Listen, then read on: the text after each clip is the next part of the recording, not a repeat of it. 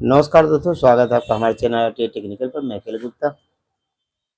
दोस्तों, automatic stabiliser बनाने के हम कई वीडियो डाले हैं और आपसे कहना चाह रहे हैं आप भी सीखिए। आप कब सीखेंगे? अब दूसरा समय तो आएगा नहीं सीखने के लिए।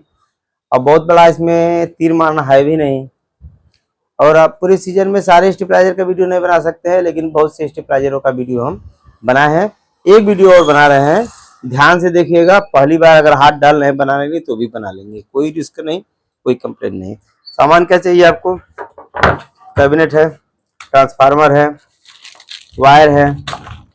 वायर अच्छे क्वालिटी के से 1436 का हम वायर इस्तेमाल करते हैं। देखिए, उसके बाद 4 mm पावर कनेक्शन देने के लिए एक 90 वोल्ट सर्किट है, एमसीबी है, रिले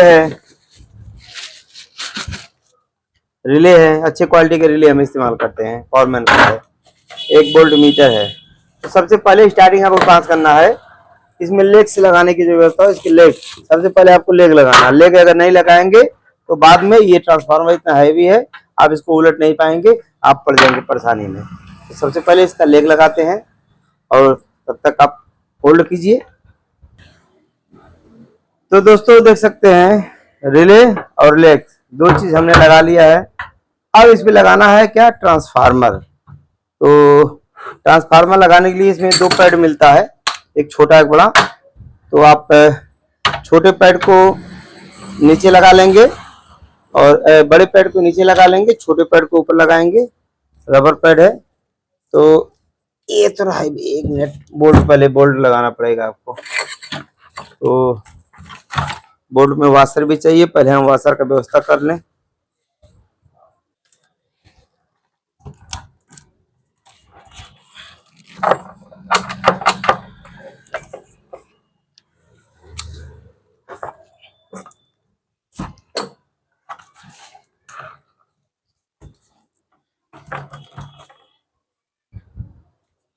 तो ये देखिए लगा दिए। छोटा वाला पैड ऊपर से लगेगा, छोटा पैड ऊपर से लगा दिए।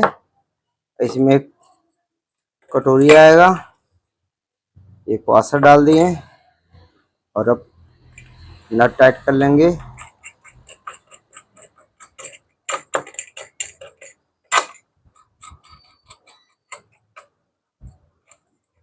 अब एक चीज और आपको फोकस रखना है, इसका फ्रंट पैनल किस साइड में लगेगा और बैक किस साइड में लगेगा, उस हिसाब से तारों का अरेंजमेंट आपको करना पड़ेगा। मान लीजिए फ्रंट यहाँ लगा रहे हैं, यहाँ लगा रहे हैं, एक समस्या आता है, आपको दिखाएं। इधर से कैमरा दिखाओ। ये बोल्ट मीटर इससे टकराने लगता है, ये समस्या आता है। अब यहाँ से देखो, अगर ऐसे हम कर देंगे, ऐसे कर देंगे तो वोल्ट मीटर को पूरा जगह मिल जाएगा ट्रांसफार्मर से। तो थोड़ा सा इसको ट्रांसफार्मर को हल्का से इधर से शिफ्ट कर लीजिए, इस साइड में हो जाएगा आसानी से। थोड़ा सा, बस थोड़ा सा। अब यहाँ पर्याप्त जगह हो गया, कोई टेंशन नहीं। वोल्ट मीटर ज्यादा इतना आएगा, इससे अधिक नहीं आएगा। तो इसको इसी टाइट कर देना है। अब बच गया यहाँ सॉकेट जो है, यहाँ पे सॉकेट लग जाएगा, आउटपुट भी हो जाएगा आराम से। सारे वायर आपके छोटे हैं फिर भी पहुंच जाएंगे आसानी से। तो ट्रांसफार्मर को यहाँ पे टाइट कर लीजिए। ये 5 kV का टोराइड ट्रांसफार्मर, हैवी ट्रांसफार्मर है, 90 वोल्ट से बनेगा।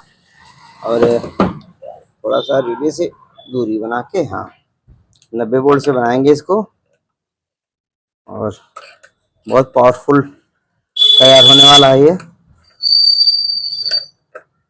ये 5 kV का ट्रांसफार्मर है, लेकिन इस पे अगर 6 kV भी आप चलाएंगे तो बहुत ही आसानी से चला देगा ये, बहुत ही आसानी से। क्योंकि जो टोराइड ट्रांसफार्मर की कैपेसिटी बहुत ज़्यादा होती है, बहुत ज़्यादा होती है सेल टाइप के अपेक्षा। जो सेल टाइप ट्रांसफार्मर होता है चौकोर वाला, उसकी अपेक्षा इसकी कैपेसिटी बहुत ज़्यादा होती है। तो टाइट करना है लेकिन हिसाब से, क्योंकि रबड़ है, जितना भी दाबेंगे तब तक चला जाएगा, तो डैमेज ना होने पाए। टाइट कर दिए और इसके सारे एक को छोड़ के ठीक है पहुंच जाएंगे। 2 3 4 5 बहुत सिस्टम से। देखिए एक चीज और दोस्तों, इधर दिखाओ, जिस ट्रांसफार्मर के लूप ऐसे क्रम से निकले हो, 1 2 3 4 5 निकले हैं, समझ लीजिए बहुत अच्छे कारीगर द्वारा बनाया गया है। नहीं तो ऐसा होता है एक यहाँ है, 2 यहाँ है, 3 वहाँ है, 5 यहाँ, ऐसा निकलता है, अप डाउन निकलता है। तो ये अच्छे कारीगर द्वारा इसको डिजाइन किया गया है। तो अब ये इतना हो गया। अब आपको करना क्या है, सबसे बड़ी बात है, अगर हम इसको 90 वोल्ट से बनाएंगे तो ये पहला वाला लूप 60 वोल्ट का है, इसको हमको खाली छोड़ देना है, इसको इग्नोर कर दीजिए, खाली छोड़ दीजिए। इन 4 लूप का ये किसका इस्तेमाल होगा, ये तो कॉमन है, लेकिन इन चारों लूपों में आपको सोल्डरिंग करना अलग से, जो लग इसमें लगे हुए हैं ये निकाल के हम सोल्डरिंग करेंगे चारों लूपों को, ताकि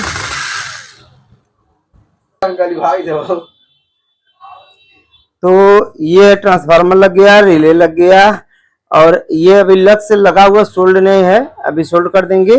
और इसके बाद कैबिनेट को आपको टाइट कर लेना है। तो कैबिनेट को हम अब फिट कर रहे हैं, आपको सीधे ऐसे कर लेना है, और एक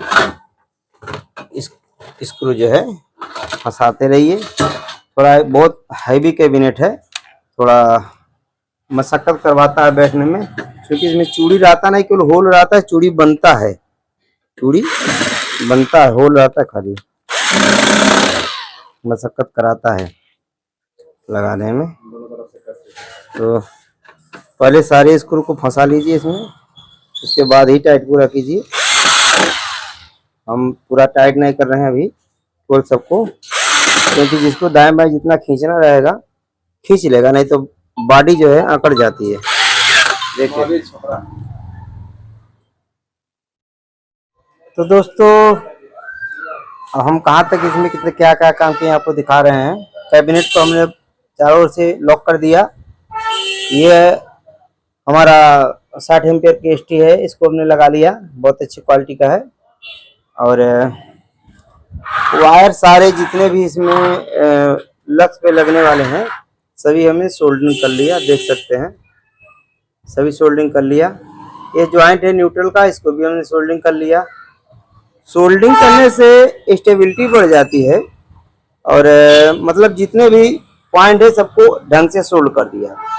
रिले में क्या हमने किया, स्टेप बाय स्टेप समझेंगे तो थोड़ा आपके लिए आसान हो जाएगा। एक वायर हमने उठाया और सबको कॉमन दे दिया, इसको इसको इसको इसको, देखा देखिए इन दोनों को एक में जोड़ दिया, यही जंपर उठ गया, इन दोनों को एक में जोड़ दिया, मतलब ये चारों का कॉमन हो गया। और यहाँ से एक वायर यहाँ से निकाल लिए, ये कॉमन वाला हो गया। और सभी में से एक एक पॉइंट हमने जोड़ के इसको बार कर लिया, तो ये हमारा पूरा लूप बाहर निकल गया। ये जो है 5 तार का निकल गया, देखिए 5 वायर का निकल गया, इसको छोड़ दीजिए। ये हमारे न्यूट्रल पॉइंट है, न्यूट्रल से उठा के 1 वोल्ट मीटर के लिए दिया गया, यही खाली वोल्ट मीटर में ही जाता है न्यूट्रल। तो इससे ये हो गया कि अब जो है इसे इनपुट आउटपुट का जो भी सिग्नल देंगे ये वोल्ट मीटर उसको सूचित करना शुरू कर देगा। तो ये हो गया। अब बात बच रहा कनेक्शन का, इसका कनेक्शन हम कर रहे हैं और बहुत ही विस्तार से आपको बताएंगे। यकीन मानिए इसका कनेक्शन बहुत कठिन नहीं है, केवल एक बार आपको थोड़ा दिमाग लगाने की जरूरत है। तो सबसे पहले ये आउटपुट का जो पॉइंट है, इनपुट आउटपुट का, इसको भी टाइट कर लें। और आउट के लिए एक वायर और बना के यहीं पे रखे हुए हैं, कहाँ गया, हाँ यहाँ पे, ये आउट के लिए है। तो इतना करके आपको विस्तार से बताते हैं, बने रहिए। तो दोस्तों अब इसका कनेक्शन बताने जा रहे हैं। चीज़ों को स्टेप बाय स्टेप समझने में आसान हो जाता है, देखिए इसीलिए हम स्टेप बाय स्टेप बता रहे हैं ताकि आपको किसी प्रकार का असुविधा ना हो। न्यूट्रल यहाँ जुड़ गया तो देखिए यहाँ छोड़ दिए, इसको भूल जाइए। फेज हमारा एमसीबी पे आता है, एमसीबी से होकर यहाँ लोड की तरफ आया। तो ये पहला देखिए रिले आपको मानना पहला कौन सा होगा, आखिरी कौन सा होगा। तो जिस पे इन होगा वो पहला होगा और जिससे आउट होगा वो आखिरी होगा। तो हमारा आखिरी ये है और पहला ये है। तो यहाँ से आया कहाँ, पहले वाले के ये कॉमन पे, जिसको पोल भी बोलते हैं, कॉमन पे आया। और इसके इस ट्रांसफार्मर का कनेक्शन सबसे मेन चीज है समझना। देखिए ये पहला नंबर है 60 वोल्ट का है, तो 60 वोल्ट को हम छोड़ देंगे, इसलिए 60 वोल्ट से हमको बनाना नहीं 90 से बनाना है। तो दूसरे को हम पहला मान ले रहे हैं, इस तरह मान के चलिए। थोड़ा सा एक कारक टाइप में हम बता रहे हैं आपको, एक कहानी की कविता की तरह याद कर लेंगे। पहला एनसी, दूसरा एनसी, तीसरा एनओ, चौथा एनसी। यानी कि देखिए इसको अगर एक नंबर को छोड़ दिए, इसको हम पहला मान लिए 2 नंबर को, तो ये एनसी पे गया, दूसरा भी एनसी पे गया, और तीसरा या चौथा जो है तीसरा बन गया है एनओ पे गया, और पांचवा एनसी गया। तो पहला पहले के एनसी, दूसरा दूसरे के एनसी, तीसरा जो है तीसरे के एनओ पे, और चौथा तीसरे के एनसी पे। और इसी एनसी से एक शॉर्टिंग आया है दूसरे के एनओ पे। यहाँ देखिए एक शॉर्टिंग आ गया है, एक शॉर्टिंग मार देना है, और एक शॉर्टिंग पहले के एनओ से दूसरे के कॉमन पे आता है। यहाँ पे देखिए कॉमन पे आता है। इसका कनेक्शन तो आपको बता चुके हैं। हाँ, अब एक यहाँ आएगा इसके कॉमन से इसके एनओ पे आएगा जो आउट करेगा। आउट तो यहाँ से हम करा लिए, अब एक जंपर यहाँ से यहाँ जाएगा ताकि डिले रिले का काम करेगा। तो इसको लगाते हैं, अब बाकी का कनेक्शन करके आपको दिखाते हैं, बने रहिए। तो दोस्तों कनेक्शन तो आपको लगभग सब बता चुके हैं। इसमें मेरे साथ एक ट्रेजरी हुआ, वो भी बताएंगे आपको, आगे सीख मिलेगा उससे। और बाकी ये जो है सेंटर ऑफ स्विच जो होता है आउटसाइड और इनसाइड का, तो आउटसाइड वाला यहाँ देखिए हम आउटसाइड से उठाए हैं, और कभी भी उठाइए तो डिले रिले के बाद उठाइए, जहाँ से सप्लाई आउट होगा वहां से उठाइए। इसलिए कभी कभी ऐसा होता है डिले रिले अगर खराब हो जाएगा तो कस्टमर को लगेगा कि मीटर पे दिखा रहा है तुमको सप्लाई नहीं मिल रहा है, परेशान हो जाएगा। वैसे जब आउट नहीं मिलेगा तो कस्टमर समझ जाएगा कि आउट नहीं कर रहा है, तो उसके लिए आसान हो जाएगा, कस्टमर के लिए आसान हो जाएगा। और इनपुट आप इनपुट से कराएं, मेन जहाँ से इन हो रहा है ये हो गया, कॉमन से हम दे दिए, मीटर पे काम करने लगा। अब हुआ क्या मेरे साथ, ये रिले फॉरमैन का है, बढ़िया रिले, अच्छी कंपनी का है, लेकिन ये रिले जो है खराब था। और जब पूरा कनेक्शन करके हम इसको चालू किए तो ये हमारा 100 वाट का बल्ब ब्राइट हो रहा था, एकदम फुल ब्राइट। तो हमने सोचा हो सकता है लोड हो ज़्यादा उसमें ले रहा होगा, इस ट्रांसफार्मर में थोड़ा सा हो जाता कभी कभार। तो डीमर के साथ लगाए, डीमर के साथ लगाए तो डीमर जो है तेज आवाज़ करने लगा, तो समझ गए मतलब 50 वोल्ट पे ही ये पूरा डीमर को एकदम हिला दिया। तो समझ में आ गया कि मतलब इसमें प्रॉब्लम है। और मज़ेदार बात यह है कि इसका भी रेजिस्टेंस पूरा शो कर रहा है, 208.9 वोल्ट इसका भी 208.9 ओम शो कर रहा है। इन सब का रेजिस्टेंस सेम इसका भी सेम रेजिस्टेंस है, लेकिन वर्क करने के टाइम में ये फेल हो जा रहा है। बाकी चेकिंग में सब सही बता रहा था, वर्क में फेल हो जा रहा है। तो कभी मीटर से इस पे ज़्यादा विश्वास न करें, मीटर से धोखा हो सकता है। और ये हो गया कंप्लीट। अब 100 वाट में आपको दिखाएं, यहाँ देखिए 100 वाट के सीरीज पे लगा हुआ है, 100 वाट पे। इस ट्रांसफार्मर की दक्षता और खासियत एक आपको बता रहे हैं कि देखिए जरा सा भी ये एलिमेंट नहीं हिला, इसका एलिमेंट में जरा सा भी, मतलब इसका कंजप्शन खुद का लगभग 0 है। लोग कहते हैं कि स्टेबलाइजर लगा देंगे तो मेरा जब वोल्टेज मेंटेन हो जाएगा तो उस समय मेरा कंजप्शन बढ़ जाएगा, लेकिन गलत है। ये टोराइड ट्रांसफार्मर में अगर सही से बाइंडिंग किया गया रहेगा तो आपका कंजप्शन 0 कर देगा। अब यहाँ देखिए इनपुट दिखा रहा है 220-30, आउट भी पूरा उतना ही दिखाएगा, इसलिए दिखाएगा कि कहीं से ड्रॉप है नहीं।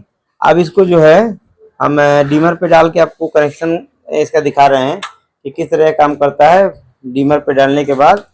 और ये हम डीमर पे सप्लाई दे रहे हैं, और यहाँ कनेक्ट कर दिए। अब यहाँ हम अपने डीमर के माध्यम से इसको सप्लाई देंगे। तो यहाँ 100 वोल्ट के लगभग में पहुँच गया। और यहाँ आउट में देखेंगे, देखिए 200 के लगभग में आउट हो गया। अब बढ़ रहा है ये देखिए 220-30, 220-30, 220-30, 220-30 ट्रिप किया लास्ट में।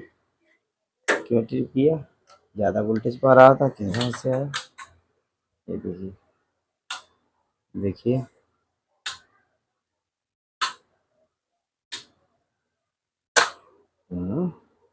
आखिरी स्टिक क्यों नहीं ले रहा ढंग से।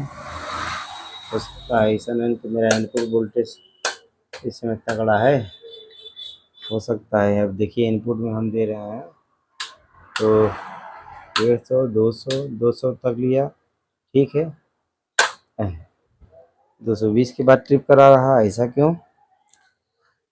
ठीक है दोस्तों, देख के बताते हैं, बने रहिए दोस्तों। दिखाते हैं, बहुत बड़ा प्रॉब्लम नहीं था उसका, जो है प्रीसेट वाला जो व्यवस्था होता है, ये प्रीसेट वाला, इसको एक बार थोड़ा सा हम ट्यून किए तो सही हो गया। अब देखिए, ये देखिए सप्लाई आ गया और यहाँ पे आगे बढ़ रहा है, हर स्टेप को अच्छी तरह से ले रहा है, कोई प्रॉब्लम नहीं। यहाँ पे 260 और बोल्ट लगभग हो गया है, कोई अब ट्रिप करने की समस्या नहीं है। थोड़ा सा एक बार नया सर्किट रहता है, फर्स्ट क्लास काम कर रहा है, देखिए फर्स्ट क्लास, फुल स्केल पे चढ़ा दिया। तो दोस्तों अब बाकी कनेक्शन में कुछ बच नहीं रहा है, इंडिकेटर का कनेक्शन दिखाने वाला कोई चीज़ है नहीं, दिखा दिए आपको। बाकी ये टोटल कनेक्शन आपको बता चुके हैं। हाँ, इसमें एक कनेक्शन तो शायद अभी बताया नहीं आपको, बता रहे हैं। कनेक्शन किसका? इस सर्किट का कनेक्शन। सर्किट में आपको बताए थे कि एक कॉमन है जो सबको दे दिया जाता है, सबको हमने दे दिया, और सभी रिले से एक एक वायर, यहाँ से इसमें से पीला, इसमें से नीला, इसमें लाल, इसमें हरा जोड़ के निकाल लिया। यहाँ पर सब अलग अलग दिख रहा है सर्किट में। मल्टी कलर लगाने का एक फायदा ये होता है। अब क्या है इसमें कनेक्शन में सबसे बड़ी खासियत क्या करना है, इसमें सबसे बड़ी खासियत यह है कि पहले वाले रिले और दूसरे वाले के रिले के आपस में जो है एक्सचेंज किया जाता है। मतलब अगर यहाँ पर ये जो 24 वोल्ट का ये लूप निकला है, यहाँ पे दे दिए, जो ये डायोड के पहले वाले सेंटर में आ रहा है, इस बगल में आ रहा है, इसको दे दिए, और ब्लैक वाले पे कॉमन दे दिए, जो कॉमन ब्लैक वाला कॉमन वाले दे दिए। अब बच रहा है ये ब्लू वाला, देखिए 2 नंबर पे ब्लू लगा हुआ है, लेकिन 1 नंबर पे यहाँ देना है, और ये पीला वाला 1 नंबर पे लगा हुआ है, लेकिन इसको 2 नंबर पे देना है। इसके बाद लाल 3 नंबर पे है, हरा 4 नंबर पे, क्रमशः कंटिन्यू कर दीजिए, कोई दिक्कत नहीं है। तो इस तरह से आप बहुत आसानी से इसको कर सकते हैं। अब ड्रेसिंग वगैरह का काम है, हम कर लेंगे, ये सब बताने की चीज़ नहीं है। तो दोस्तों वीडियो पसंद आया हो तो चैनल को सब्सक्राइब करें, वीडियो को लाइक करें, और अगले वीडियो के लिए बोलेंगे आपसे जय हिंद, जय भारत।